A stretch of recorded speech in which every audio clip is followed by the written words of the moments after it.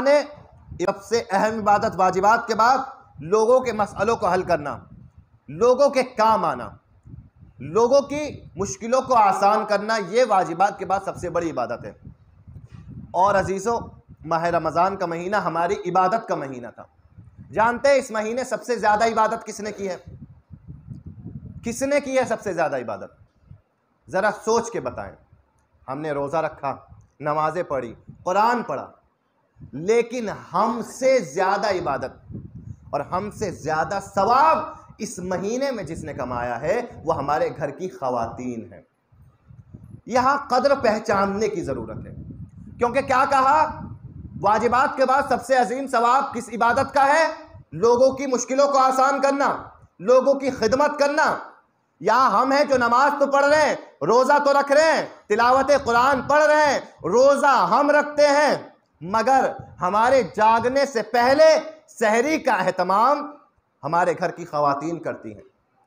रोज़ा हम रखते हैं, मगर मगरिब के वक्त अफ्तार का एहतमाम घर की ख़वातीन करती हैं। एक तरीके से खुद भी रोज़ा नमाज के ज़रिए से इबादत का सवाब लेती हैं, दूसरी तरफ से रोज़ेदारों के लिए ग़िज़ा आमादा करके, अफ्तार और सहर आमादा करके खिदमत का भी सवाब लेती हैं।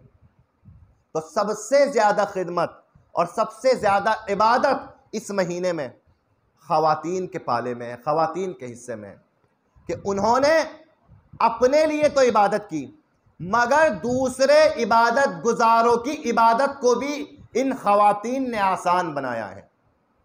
अजीज़ों, जैसे शब ईद, शब ईद को क्या कहते हैं? ईद की शब को कहते हैं लैलतुल जवाइज़, इनाम पाने की रात, तोहफे पाने की रात। यानी क्या? लैलतुल जवाइज़, इनाम मिलने की रात।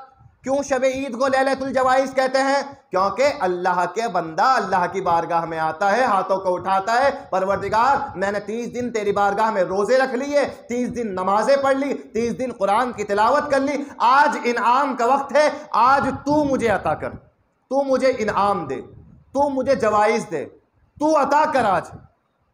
क्यों? मैंने 30 दिनों तक तेरी इबादत की है, 30 दिनों तक तेरे लिए काम किया है, ये सारे काम अंजाम दिए हैं।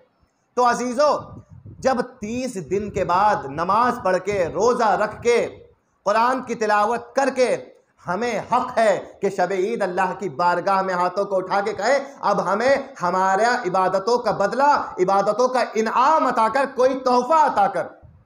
तो घर की उन ख़वातीन को भी हक है कि जो 30 दिनों तक रमज़ान में घर के मर्दों के लिए आमादा रहती हैं और अफ्तार और सहर को आमादा करती हैं, उनकी इबादतों को आसान करती है, कि इंसान उनकी कदरदानी करे और सोचे कि इस रमज़ान के आखिर में इनके लिए भी कुछ ना कुछ तोहफा और जवाइज़ रखा जाए।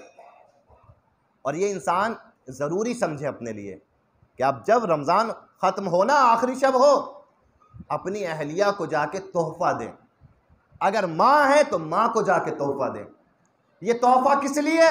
का इसलिए कि एक महीने जो हमने इबादत की अल्लाह की, उस इबादत में आपका बहुत बड़ा रोल है, आपकी बहुत बड़ी खिदमत है, और इस खिदमत का अज्र अल्लाह तो देगा, मगर मैं उसका बंदा होने के लिहाज से एक छोटा सा तोहफा तो आपको दे सकता हूं। कहीं बाहर जाने की जरूरत नहीं है। बाज़ मौक़ों पे सोचते हैं मौलाना पैसा खर्च करना है, कार खैर करना है, सवाब कमाना है, इधर बाहर चला जाऊं, उधर बाहर पैसा भेज दूं, इधर इस फलाने शहर में भेज दूं, उधर फला लोगों को पैसा दे दूं। नहीं, इंसान अगर इस कदरदानी के लिए भी पैसा खर्च कर दे शब ईद, अपने घर में बीवी को, माँ को एक छोटा सा तोहफा भी दे दे, तो परवरदिगार इसका भी जो सवाब देगा वो इंसान तसव्वुर नहीं कर सकता। क्यों? क्योंकि आपने एक ज़ात की कदरदानी की है। और इमाम मासूम की हदीस है, मन लम यशकुरुल मखलूक लम यशकुरुल खालिक। जो मखलूक में किसी का शुक्रिया अदा ना कर सके तो वो खालिक का भी शुक्रिया अदा नहीं कर सकता।